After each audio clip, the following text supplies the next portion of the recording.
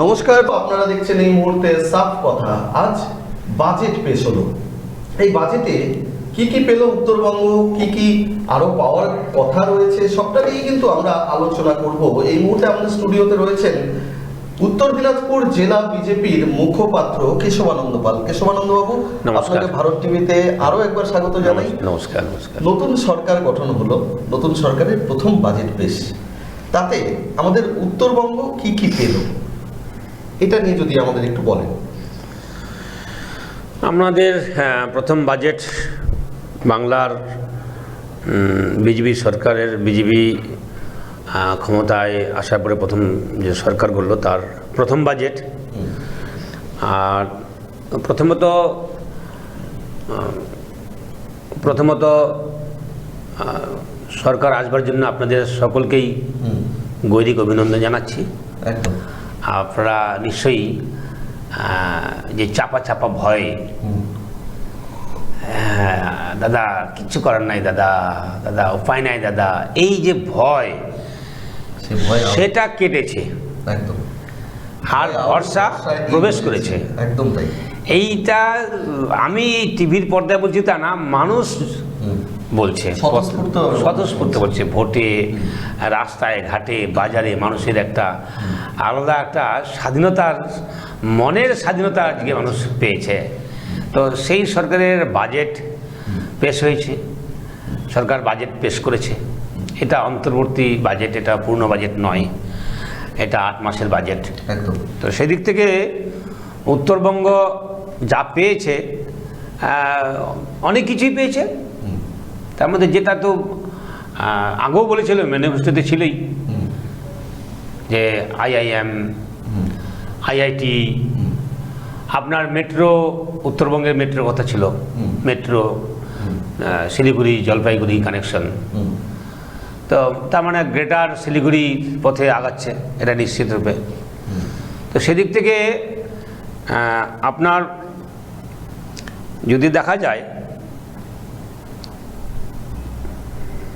উত্তরবঙ্গে এইমসের কথা বলা হয়েছে, কথা বলা হয়েছে। হ্যাঁ, এইমসের কথা বলা হয়েছে।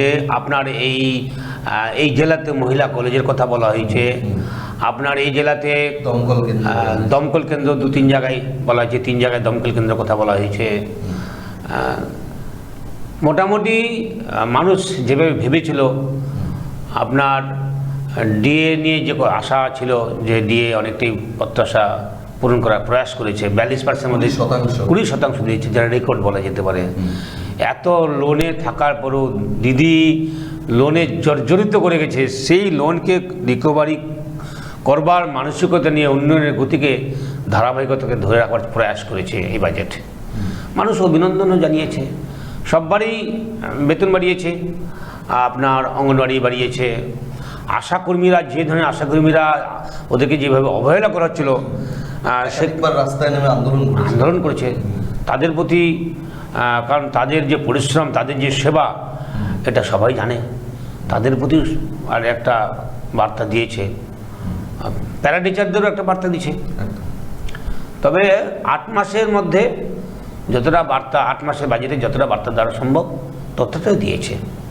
কেশববাবু, উত্তরবঙ্গের ক্ষেত্রে যদি নিরিখে দেখা যায়, আমরা উত্তরবঙ্গের মানুষ সবটা মিলিয়ে IIT, IIM, এইমস বা ক্যান্সার হাসপাতাল, এমনকি মালদা, দক্ষিণ দিনাজপুরে বিমানবন্দর দিয়েছে। এই সবটা মিলিয়ে আমাদের জনমুখী বাজেট হয়েছে। হ্যাঁ, জনমুখী তো বটেই। আপনি দেখুন না, আজকে মালদার যে বিমানবন্দর, আর যে দক্ষিণ দিনাজপুরের বিমানবন্দর, কুচবিহারের যে বিমানবন্দর যে অবস্থায় পড়েছিল, সেটাকে রেগুলারাইজ করবে। তো জনমুখী, তো জনগণের তো যাওয়া আসার সুবিধা, জনগণ কী চায়? জনগণ চায় তার ব্যবসা ক্ষেত্রে যোগাযোগটা ভালো চায়, দ্রুততার সঙ্গে চায়, একদম তাই পেয়েছে। আপনি জনমুখী বলবেন না কেন? জনগণের জন্যই বাজেটটা করেছে। এবারে যদি একটু মেট্রোর দিকে দেখা যায়, হ্যাঁ, উত্তরবঙ্গের মেট্রো, এটা নিয়ে ইতিমধ্যে সার্ভে কাজ শুরু হয়ে গেছে বলে কিন্তু অর্থমন্ত্রী জানালেন। এটা কতটা আমাদের উত্তরবঙ্গকে সমৃদ্ধ করবে, কি মনে করেন? দারুণ করবে মানুষের একটা ভাবনা ছিল যে কলকাতায় বুঝি সব, কলকাতায় মেট্রো, কলকাতা আইটি পার্ক, কলকাতায় সব কিছুই, সেটা মানুষ আর বলবে না, সেটা মানুষ বলা থাকবে না। না, উত্তরবঙ্গও মেট্রো আছে, উত্তরবঙ্গ আইটি পার্ক আছে, উত্তরবঙ্গ আইআইএম আছে, উত্তরবঙ্গেও আইআইটি আছে, একমাত্র খড়গপুর আইআইটি, কলকাতা কেন্দ্রিক কয়েকটি বেসরকারি আইআইটি, সেটা তো মানুষ আর বলবে না। বলবে উত্তরবঙ্গও যে সমানভাবে, উত্তরবঙ্গ দক্ষিণবঙ্গে যে আলাদা যে না, ওটা উত্তরবঙ্গ মানে ওটা সৎ মায়ের সন্তান। এটা কি কোনোভাবে মনে হয় যে এতদিন ধরে বাম আমলে বা তৃণমূল আমলে যে বলা হতো উত্তরবঙ্গ বঞ্চিত, সেই বঞ্চনার যে বিষয়টা সেটা উত্তরবঙ্গ যে বঞ্চিত মানুষ বলে দিয়েছিল। আপনি খেয়াল করেছেন বিগত দশক থেকেই উত্তরবঙ্গে বিজেপির ভোটের হার যথেষ্ট বেড়েছে। উত্তরবঙ্গ আলাদা সিগন্যাল দিচ্ছিল যে আমরা তোমাদের খুশি নই। আর এবারে মন্ত্রিত্বও দেখেন উত্তরবঙ্গের আনুপাতিক হারেও যথেষ্ট মন্ত্রী দিয়েছে, যথেষ্ট এমএলএদের জিতেও যেমন এসছে তেমনি তাদের জায়গাও দিয়েছে, একগুচ্ছ মন্ত্রী 10-11 জন মন্ত্রী দিয়েছে। তো আজকে অর্থমন্ত্রীর মতন, আজকে শিক্ষামন্ত্রী, পুরনো শিক্ষামন্ত্রী যে স্কুলের শিক্ষামন্ত্রী উত্তরবঙ্গ থেকে দিয়েছে, তো কম কথা না। পর্যটন মন্ত্রী আছে, কম কথা না। যে উত্তরবঙ্গ স্বাভাবিকভাবে যেমন বিভিন্ন জেলা, বিভিন্ন ক্ষেত্র আছে, বিকাশের কথা ভাবা হয়েছে, বিজেপির এই ভাবনাই আছে, ভারতীয় জনতা পার্টির ভাবনাই আছে সমগ্র বিকাশ, হোলিস্টিক ডেভেলপমেন্টের দিকেই লক্ষ্য রেখেই বাজেট হয়েছে, এবং এই বাজেট জনমুখী বাজেট। আশা করি জনগণের প্রত্যাশা অনেকটা পূরণের দিকে এগোবে। আচ্ছা কেশববাবু, একটা প্রশ্নে আসি, সেটা হচ্ছে যে কৃষি প্রধান অঞ্চল আমাদেরই উত্তর দিনাজপুর বা 2 দিনাজপুর মালদা, তো সেই ক্ষেত্রে কৃষি নিয়ে একগুচ্ছ পরিকল্পনার কথা কিন্তু বা প্রস্তাব কিন্তু রাখা হয়েছে বাজেটে। তো কৃষির ক্ষেত্র নিয়ে বিশেষ করে উত্তর দিনাজপুরের যেমন তুলাইমাঞ্জি বা এই ধরনের বিশেষ কিছু জিনিস নিয়ে বা পাট, এগুলো নিয়ে কি আপনারা কোনো দরবার করবেন বা কোনো ডিমান্ড জানাবেন? দেখুন, ভারতবর্ষ কৃষি নির্ভর দেশ না, স্পেসিফিক আমাদের, আমি বলছি ভারতবর্ষ কৃষি নির্ভর দেশ, তার মধ্যে পশ্চিমবঙ্গ তার বাইরে নয়। একদম পশ্চিমবঙ্গের কৃষির মধ্যে একটা বৈচিত্র্য আছে, যেমন রবি শস্য ফসল, খারিফ ফসল রবি শস্য আছে, তেমনি চা, এটা অন্যান্য সব রাজ্যে নেই। চা একটা ভালো কৃষিজ ফসল এখানকার। মৎস্য চাষ এখানকার এটা, মাছ, বড় বাঙালি মানে মাছে ভাতে বাঙালি, এটা নিয়ে তো অনেক ভোট কেন্দ্রিক ঘটনা ঘটে গেল। বিজেপি আসে নাকি মাছ খাওয়া যাবে না, মাছ বন্ধ হয়ে যাবে, তো ডিমেরা কষ্ট পাচ্ছিল। যাক, ডিমেরা এখন ডিম থেরাপিতে ডিমেরা অনেকটা খুশি হয়েছে, ডিমের সেল বেড়েছে। তো মাছে ভাতে বাঙালি, বিজেপি জিতার পরে মানুষ আনন্দ করে মাছ ভাত খেয়েছে। তো সেক্ষেত্রে মাছ চলে এসছে। আর কাজেই স্বাভাবিকভাবে উত্তরবঙ্গের বলুন না দক্ষিণবঙ্গে বলুন, পশ্চিমবঙ্গে আমাদের মাছ একটা বড়, তাছাড়া সমুদ্র এলাকা আছে, উপকূল আছে, মাছের চাষ একটা বড়। যে মৎস্য চাষ, চা প্রকল্প এবং খারিজ ফসল, যে কৃষিজ ফসল, এইসব ক্ষেত্রে, তারপর হর্টিকালচার তো বিভিন্ন আছেই। এইসব ক্ষেত্রে বিজেপি সরকার উপেক্ষা করবে না, বর্তমান সরকার উপেক্ষা করবে না। নিশ্চিতভাবে। কি মনে হয় যে উত্তর দিনাজপুর বা দিনাজপুরের ক্ষেত্রে কৃষি ক্ষেত্রে আরো কি বরাদ্দ হওয়া প্রয়োজন? না, উত্তর দিনাজপুর তো তুলাই পাঞ্জের চালকে আপনাকে প্রথম সারিতে রাখতে হবে। তুলাই পাঞ্জের চালের রপ্তানি, তুলাই পাঞ্জের জৈবিক পদ্ধতিতে চাষ, কারণ তুলাই পাঞ্জের উৎপাদন বাড়াতে গেলে যে সার প্রয়োগ করা হয়, তাহলে তুলাইয়ের যে গুণ, সে গুণটা থাকবে না। মানে যে সেন্ট, যেটার যে ফ্লেভারটা আশা করে, দার্জিলিংয়ের চায়ের কাছে যে ফ্লেভারটা আশা করে, সেটা না থাকলে দার্জিলিংয়ের চায়ের গুরুত্ব থাকে না। তুলাই পাঞ্জার যে ফ্লেভারটা আশা করে, সেই ফ্লেভারটা না থাকলে তুলাই পাঞ্জার চালের গুরুত্ব থাকে না। এই জন্য জৈবিক পদ্ধতিতে চাষ প্রয়োগ করবার যে আপনি ইতিমধ্যে শুরু হয়ে গেছে কৃষি ফার্মগুলোতে, আর প্রাকৃতিক চাষ কীভাবে করা যায় তার জন্য বিভিন্ন প্রশিক্ষণ শুরু হয়ে গেছে। প্রাকৃতিকভাবে চাষ করবার যে পরিকল্পনাগুলো কেন্দ্র সরকার, রাজ্য সরকারগুলির মাধ্যমে শুরু করেছে, তার পরিণাম এখানকার তুলাই পাঞ্জা চালের গুরুত্ব বেড়ে যাবে, উৎপাদন বেড়ে যাবে, আর রপ্তানিও বাড়বে। কৃষকদের লোনের কথাও একটা বলা হচ্ছে। হ্যাঁ, কৃষক সম্মান নিধি, কৃষক লোন, এইসব কৃষিক্ষেত্রে একগুচ্ছ প্রকল্প আছে, একগুচ্ছ। একটু যদি আমাদের কৃষকদের উদ্দেশ্যে যদি বলেন, অনেকেই হয়তো, অনেকের কাছেই হয়তো বিষয়টি অজানা যে এই এই বিষয়গুলোতে তারা কিভাবে আবেদন করবে এবং তারা এর মাধ্যমে কি সুফল পেতে পারে। দেখুন, আমি সৌভাগ্যক্রমে কর্ণজোড়াতে অডিটোরিয়ামে কয়েকদিন আগেই এরকম একটা কৃষকদের নিয়ে ওয়ার্কশপ আলোচনা সভা থেকে ছিলাম। তাতে মানে আমি বা ভাবলে অবাক হয়ে যাবেন, কেন্দ্র সরকারের কৃষিক্ষেত্রে এত ইনভেস্ট, এত কৃষকদের জন্য বিনিয়োগ, যার এটা বিজেপি সরকার আসার সময় নয়, বিজেপি সরকারের আগেও কেন্দ্রে বিজেপি থাকার পর থেকে যে কৃষকদের জন্য করেছে, তার সিকি ভাগও মমতা সরকার কৃষকদের সেটা ব্যবহার হতে দেয়নি। উদাহরণ দিচ্ছি আপনাকে, অজানাই রয়েছে। উদাহরণ দিচ্ছি আপনাকে, একদম উদাহরণ দিচ্ছি। নিহাল বিলের নাম জানেন? নিহাল বিল, তো নিহাল বিলের প্রায় 100-150 বিঘার মতো জমি নিহাল বিল, আর ওখানে 8-10 টাকানা পুকুর আছে। ওদিকে আরও কয়েকটা এরকম বিল আছে, যে ওদিকে বাগজানা বিল বলে, বিরাট বিল। তো একটা লাহিল বিল আছে, বড় বড় বিল আছে এই অনন্তপুর, বালুর উপর, বালুচল সব এলাকাগুলোতে। এই বিলগুলো আগে মৎস্য কোঅপারেটিভ, ফিশার কোঅপারেটিভ দিয়ে চলতো। তারা স্বল্প পয়সার বিনিময়ে তারা টেন্ডার নিত, পেয়ে যেত। আর এক একটা কোঅপারেটিভে 1600, 1500, 1000 করে সদস্য থাকতো। ওই পুকুরগুলোর মৎস্য চাষ হতো এবং 1000 জন পরিবারই তার ওই বেনিফিশিয়ারি তার বেনিফিট পেত তৃণমূল আসার পরে। আর ওগুলো 2 বছর পর 3 বছর পর কমিটি চেঞ্জ হতো, যে কে নতুন কমিটি আসতে নতুন প্রতিযোগিতা হচ্ছে, যে আমরা এইভাবে মৎস্য চাষ করবো, এইভাবে আপনাদের বেনিফিশিয়ারি দিতে দেবো। একটা প্রতিযোগিতা শুরু ছিল, উন্নয়নের প্রতিযোগিতা। মমতা সরকার আসার পরে, তৃণমূল আসার পরে দুর্ভাগ্য, যান আপনি বন্দরে যান, মৎস্য বিষয়ে তালা মারা। প্রথমত ওদের নির্বাচন বন্ধ করে দিল, তারপরে ওদেরকে বললো যে আপনাদের কমিটি, ভেনিস কমিটিকে ডিজলভ করে দিল। ডাইরেক্ট অফিস থেকে কন্ট্রোল শুরু করলো, মৎস্য বিভাগ থেকে শুরু করলো, সরকারি অফিস থেকে শুরু করলো। কোনো অফিসারের পক্ষে কোনো একটা এতজন কৃষককে নিয়ে কোনো কিছু করা সম্ভব? তারা পরিকল্পনা দিতে পারে, সেটা ফিডব্যাক নিতে পারে, সম্ভব হলো না। আজকে তালা মেরে বসে আছে কয়েকজন, রায়গঞ্জের কয়েকজন কতিপয় ব্যক্তি, সেই ব্যক্তিদের নাম আজকে আমি আর বলবো না, কারণ তাদের সম্পর্কে মানুষ অনেক কিছুই বুঝে নিচ্ছে। তারা আইনের শাসনে আইনের জায়গায় পৌঁছে যাবে। জমিগুলো সিন্ডিকেটের মতন কয়েকজন ব্যক্তিদের আজকে পুকুরগুলো নিজেদের মতো চলছে।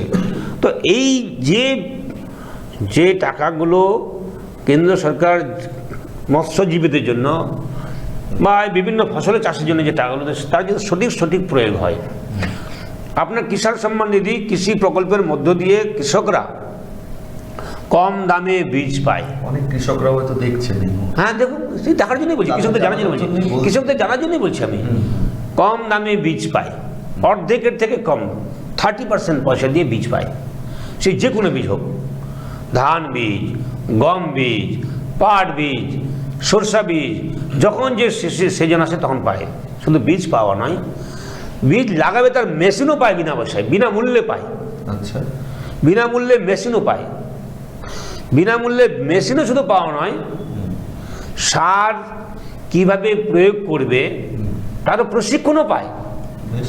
অনেক সময় কৃষকরা না জানার কারণে 1 বিঘা জমিতে ফসলটাকে দারুণ সুন্দর করবার আশায় নিয়ে, ধরে নেন আপনার 1 বিঘা জমিতে ও 5 কিলো ইউরিয়া দিল বা 10 কিলো ইউরিয়া দিল, কিন্তু বিজ্ঞানের আধারে বৈজ্ঞানিক পদ্ধতিতে চাষ করবার জন্য দেখা যাবে যে ওই জমিতে ইউরিয়া সার হয়তো 5 কিলো লাগতো, দিয়েছে 15 কিলো। আচ্ছা, তো কৃষক তো জানে না, প্রশিক্ষণের অভাব। কৃষক তো জানে না, ভাবছি যে আমার পাশের জমির থেকে বেশি ফসল তুলবো, দিয়ে দিয়েছে। কিন্তু ওর যে ওকে অকারণে অসময়ে ওকে বিকাশ করে দিল, ওর প্রোডাকশনটা ভালো আসলো না, এটা কৃষক জানতো না। ওগুলো প্রশিক্ষণ শুরু হয়েছে, কেন্দ্র সরকার বহন করছে তার খরচ। এইবার বলছে যে ওই 5 কিলো সার দিবে না 10 কিলো সার দিবে, কে বলবে? বলছে মাটিটা টেস্ট করার জন্য সুযোগ দিয়েছে তাদেরকে, যেটা কোন ক্যাটাগরির মাটি। সয়েল টেস্টের যান আপনি 1 মাস আগে 2 মাস আগে গিয়ে দেখবেন সয়েল টেস্টের যে কৃষি বিভাগে যে সয়েল টেস্টের ঘরগুলো তালা মারা, লোক নেই, দিনের পর দিন লোক নাই। এখন আপনি নিশ্চিত রূপে যে কোনো কৃষক যে কোনো সময় যাবে, তাকে 2 থেকে 3 দিনের মধ্যে তাকে সয়েল টেস্ট করে দিতে বাধ্য। সয়েল টেস্ট করে দেবে এবং তার প্রেসক্রিপশন দিয়ে দেবে। যেমন আপনাকে যদি অসুখ হয় ডাক্তারদের প্রেসক্রিপশন আপনি কত টাকা কী খাবেন না খাবেন পথ্য দিয়ে দেয়। ঠিক বল, এই জমিটার জন্য এই ফসলের এই সার লাগবে, এই ফসলের এই সার লাগবে। দেখতে মনে হয় বোধহয় তেমন এরকম বেশ হাসপাসে মনে হচ্ছে না, কালো একদম জাকজক মনে হচ্ছে না, গ্লেজ দিচ্ছে না, কিন্তু তার সলিড বিকাশ হচ্ছে এবং ফসলের পরিমাণটা বাড়বে। তার প্রশিক্ষণও দিচ্ছে, কেন্দ্র সরকার বহন করছে। এবং ন্যায্য মূল্যে দেওয়ার জন্য যে মার্কেটগুলো আছে, সে মার্কেটগুলোতে ন্যায্য বসে পাচ্ছে না। কারণ কি জানি, সিন্ডিকেট। তো সিন্ডিকেট, এই সরকার একটা আজকে ঘোষণা করেছে বাজেটে একটা আইনও আসবে, সিন্ডিকেট কাটমানি বন্ধ করে একটা আইনও আসবে। সিন্ডিকেট কাটমানি যদি বন্ধ হয়, কৃষকরা যদি তার ন্যায্য বাজার মূল্যটা পেয়ে যায়, কৃষকের তার জীবনযাত্রার মান অনেক বেড়ে যাবে। আমি প্রশ্ন করেছিলাম যে একজন কৃষক কেন কৃষিকাজ করবে, যদি বলা যায় কেন কৃষিকাজ করবে। একজন কৃষক সবসময় ভাবে আমার ছেলেটাকে আমি মাস্টারমশাই বানাবো, আমার ছেলেটাকে আমি ডাক্তার বানাবো, আমার ছেলেটা কোনো চাকরি করবার জন্য একটা শিক্ষিত করব। একটা কৃষকও ভাবে না যে আমার ছেলেকে আদর্শ কৃষক বানাবো। কেন ভাবে না? না ভাববার বড় কারণ, কৃষকের প্রতি যে সম্মান, কৃষিকাজের প্রতি যে সম্মান, তার যে আর্থিক এস্টাবলিশমেন্ট, সেটা সেখান থেকে পায় না। ফলে তার প্রিয় বাড়িটাকে ছেড়ে 200 কিলোমিটার দূরে হোক, 30 কিলোমিটার দূরে হোক, দিল্লি হোক আর ব্যাঙ্গালোরে হোক, সেই চাকরির সন্ধানে চলে যেতে হচ্ছে তাকে। কার মন চায় যে আমি আমার এলাকায় বড় হয়েছি, আমার এলাকায় শিক্ষিত হয়েছি, এই এলাকায় যদি একটা, আমার জেলার মধ্যে যদি একটা ভালো কাজ পেতাম, চাইতেই পারত। আর ওটাও চাইবে কেন, যদি আমার জমিতে সেই প্রোডাকশনটা দিতে পারতাম। আমার জমিতেই যদি একজন প্রাথমিক শিক্ষক মাস্টারমশাই যা ইনকাম করেন, একজন কৃষক সেই ইনকামটা করবেন। একজন হাই স্কুলের মাস্টারমশাই যা ইনকাম করেন, কৃষক সেই ইনকাম করেন। একজন হাই স্কুলের মাস্টারমশাই যে ধরনের লাইফ বিলং করেন, সে কৃষক সে ধরনের লাইফ বিলং করবেন। যদি এই বার্তাটা কৃষকদের কাছে দেওয়া যায়, বার্তা মানে ব্যবহারিক বার্তা, আক্ষরিক নয়,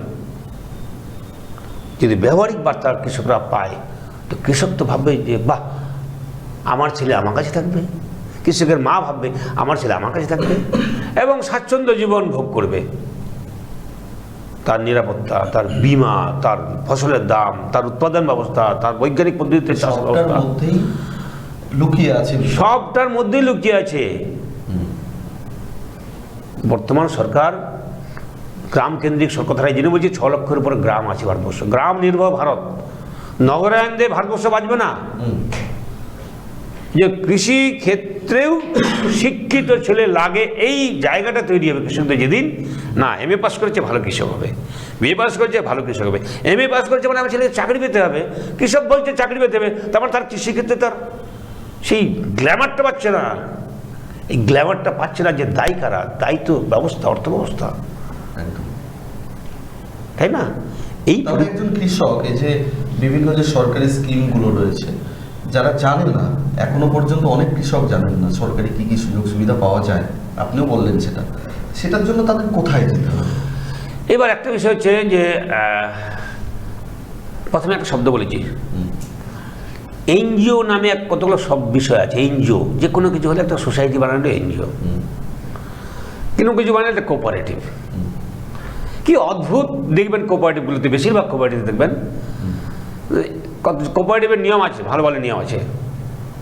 নিয়মের মধ্যে দেখবেন যে আপনি সেক্রেটারি, আপনার গিন্নির সভাপতি, আপনার ছেলে ট্রেজারার, আপনার ভাই সদস্য, আপনার বোন সদস্যা। তা সমাজ কল্যাণে কি কাজ দেবে? ও তো সমস্ত দেখিয়ে, বাইলস দেখিয়ে, মেমোরেন্ডাম দেখিয়ে, রেজলিউশন দেখিয়ে, সব বছরে 4টা মিটিং দেখাচ্ছে, AGM দেখিয়ে দিচ্ছে, AGM দেখিয়ে বলছে, বাজেট দেখিয়ে দিচ্ছে, স্কিম দেখিয়ে টাকা নিয়ে আসছে। ও নিয়ে আসছে কি, আর কৃষকদের ডাকছে, সবাইকে একটা মিষ্টি প্যাকেট দিয়ে বলছে আপনাদের অ্যাওয়ারনেস করলাম। ও পেল, ও ধরে নেন, ও ও 10টা প্রকল্পের জন্য কৃষকদের উন্নয়নের জন্য কেন্দ্র কৃষক প্রকল্প বা কৃষি যে বিভাগ ওখান থেকে তাকে যা সরঞ্জাম দিল সেটা সদুপযোগ হলো না। হবি বা কী করে? ওটা ফ্যামিলি ট্রাস্ট হয়ে বসে আছে, ফ্যামিলি সোসাইটি হয়ে বলেছে, আর গাল গপ্প দিয়ে বলছে এটা আমারটা এনজিও করি। আর আমরা দেখা সত্ত্বেও, সরকার দেখা সত্ত্বেও, সংস্থা দেখা সত্ত্বেও তাদের নিয়ে কোনো ব্যবস্থা হয় না।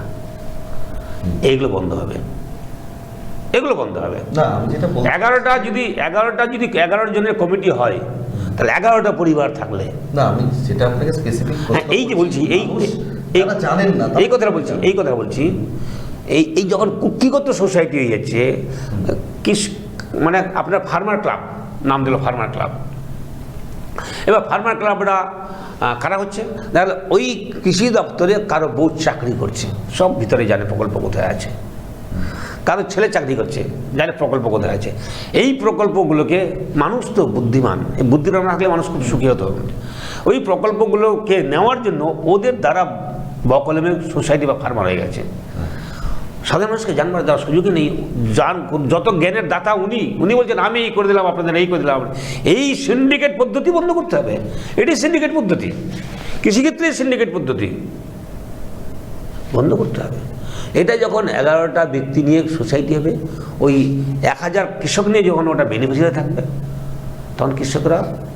তখন ওই অফিসাররা এসে ওখানে এসে বলবে যে আপনারা এইটা আছে, মানে ইতিমধ্যে সরকারিভাবে অ্যাওয়ারনেসের প্রোগ্রাম শুরু হয়ে গেছে। হ্যাঁ, অলরেডি শুরু হয়েছে একদম।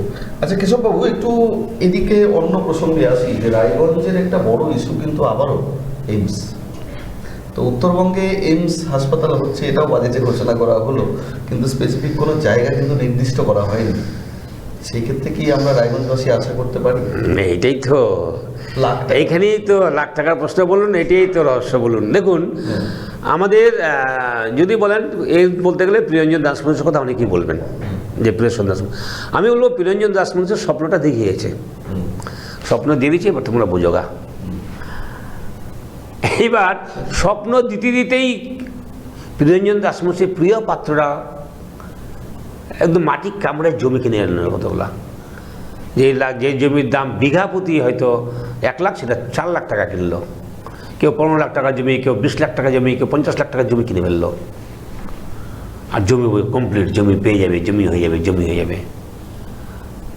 এইবার এতদিন পর সেই জমি যেটা 15 লাখ টাকা, 7 লাখ টাকা বেচে দিয়ে ঘরে ঢুকে গেছে।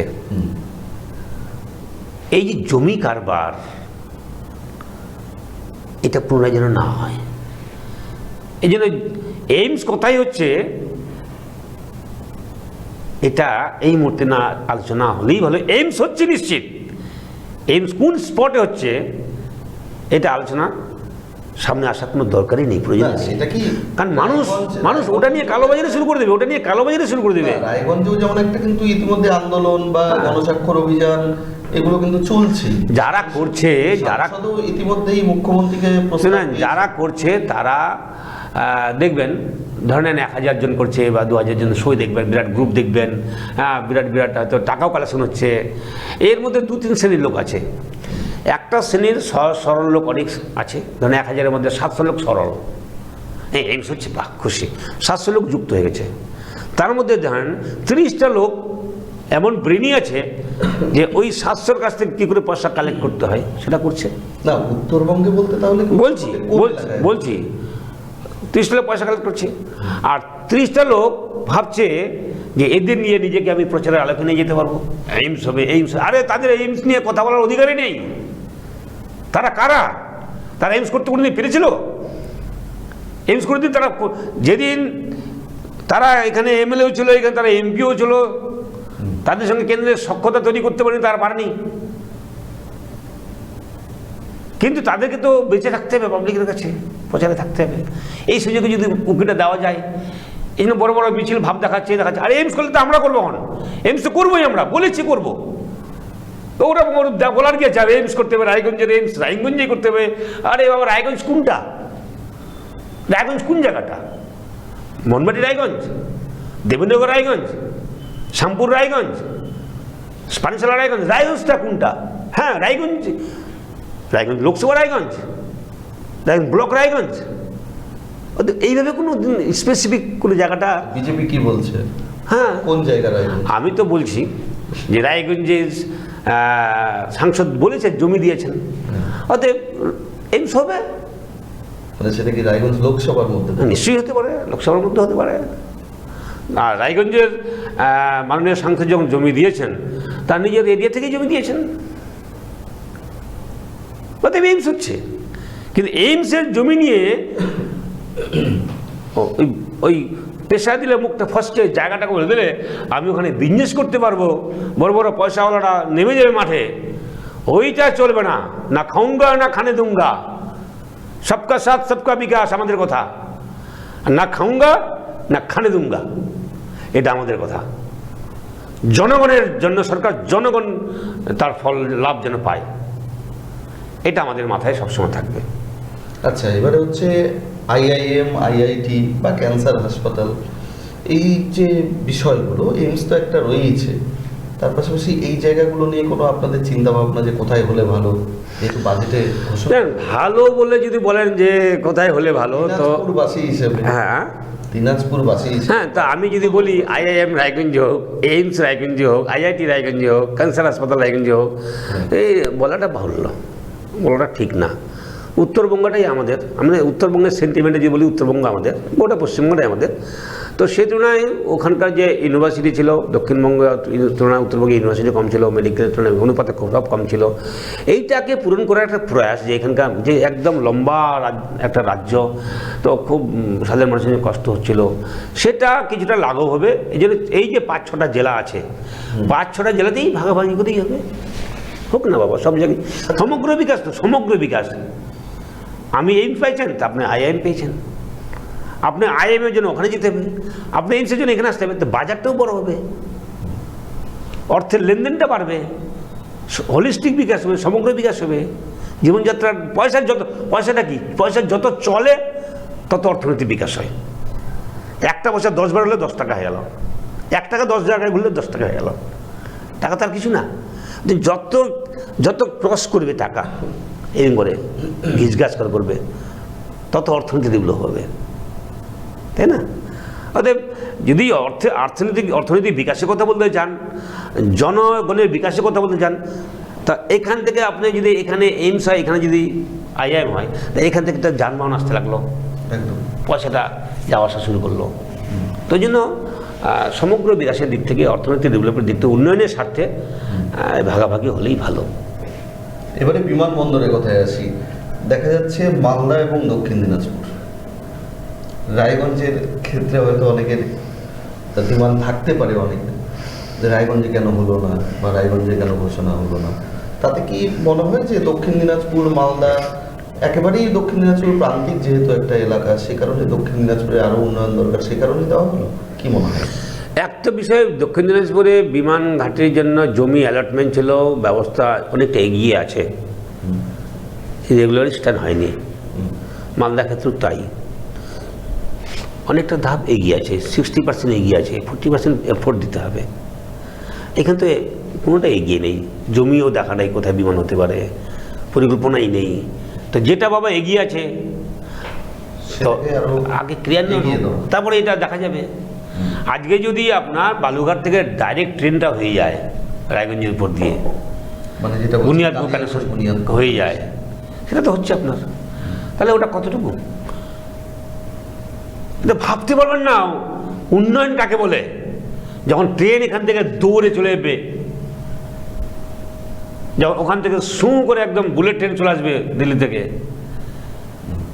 আজকে কেউ ভাবছিল যে রায়গঞ্জ এত ব্রডগেজ, এত কিছু ট্রেন, এত ট্রেন স্টেশনে এই ডেভেলপ, থেমে আছে? কিছু থেমে নেই।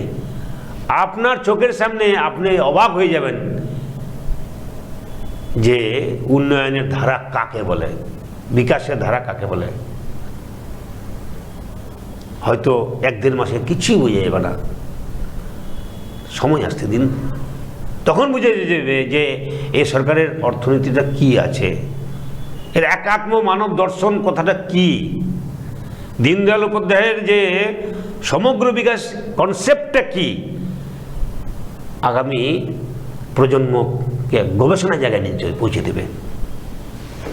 এবারে আছে একটু শেষের দিকে, সেটা হচ্ছে অন্নপূর্ণা ভাণ্ডার। এটা নিয়ে অনেকেই মধ্যে একটা কৌতূহল রয়েছে, আদৌ পাবো কি পাবো না, পাওয়া উচিত কি না, আগে লক্ষ্মীর ভাণ্ডার পাচ্ছিলাম এখনো পাচ্ছি না, এটা যদি একটু ক্লিয়ার করে দেন। দেখুন ঘটনা হচ্ছে কি, এক তো হচ্ছে যতজন লক্ষ্মী ভাণ্ডার পাচ্ছিলেন ততজন অন্নপূর্ণা ভাণ্ডার পাবেন না, এটা নিশ্চিত। কারণ সেই পুরুষগুলোকে আমরা, যে পুরুষগুলো লক্ষ্মী ভাণ্ডার পাচ্ছিলেন, তো সেই পুরুষগুলো তো দেবো না। যে সমস্ত বাংলাদেশিরা লক্ষ্মী ভাণ্ডার পাচ্ছিলেন তারা তো পাবেন না। যে সমস্ত ব্যক্তিরা ট্যাক্স পে করছেন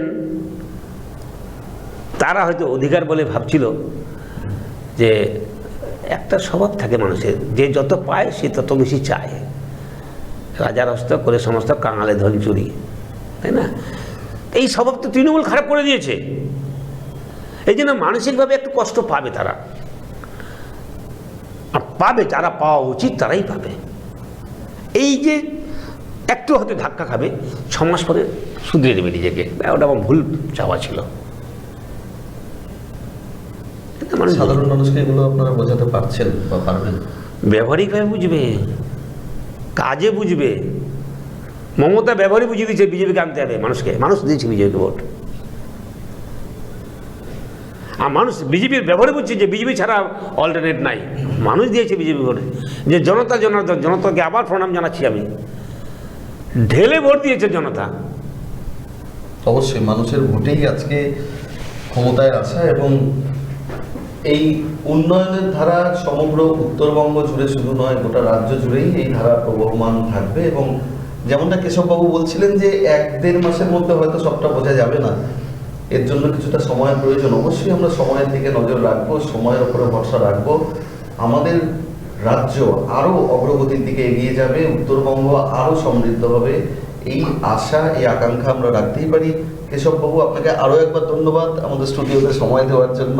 আপনাদের প্রত্যেককে, দর্শকদের প্রত্যেককে ধন্যবাদ। আপনারা দেখতে থাকুন ভারত টিভি, আস্থার আওয়াজ। নমস্কার।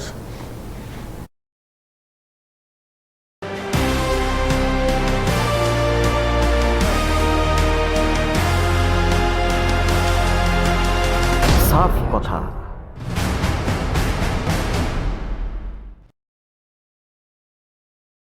উকি মারেন কেন কর্তা? কে বলে বড় মাছের স্বাস্থ্য দেখে শরীর খারাপ লাগে বুঝি? আরে মাছেরা বলছে, এবার থেকে আপনার মাছেদেরও দিন কল্যাণীস প্রিমিয়াম ফ্লোটিং ফিশ ফিড।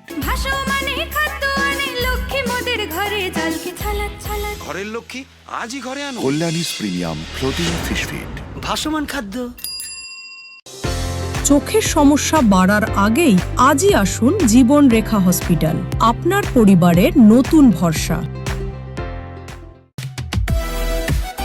সোনার ছোঁয়ায় আপনাকে রাঙিয়ে দিতে চোখ ধাঁধানো শ্রীহরির গোল্ড প্লেটেড গয়নার বিপুল সম্ভার নিয়ে এলো রায়গঞ্জের সোনার ছোঁয়া। বিয়ে হোক কিংবা উৎসব অনুষ্ঠান, সোনালী মানতাসা, টাইচেন, সীতাহার, চূড়, চোকার, এমনকি মঙ্গলসূত্রে নিজেকে সাজিয়ে তুলতে আজই আসুন রায়গঞ্জের একমাত্র শ্রীহরির এক্সক্লুসিভ শোরুম সোনার ছোঁয়ায়। সঙ্গে থাকছে আকর্ষণীয় ছাড়। আমাদের ঠিকানা কলেজপাড়া বাজার, বিশ্ববিদ্যালয় মোড়, রায়গঞ্জ, উত্তর দিনাজপুর।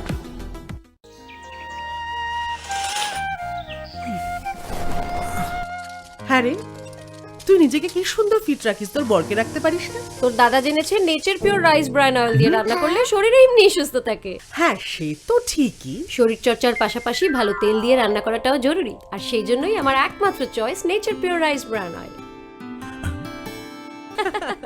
শরীর সুস্থ রাখার জন্য আমার পছন্দের সেরা cooking oil nature pure rice bran oil, সম্পর্কে স্বাদ এনে দেয়। গ্রসারি থেকে কসমেটিক্স,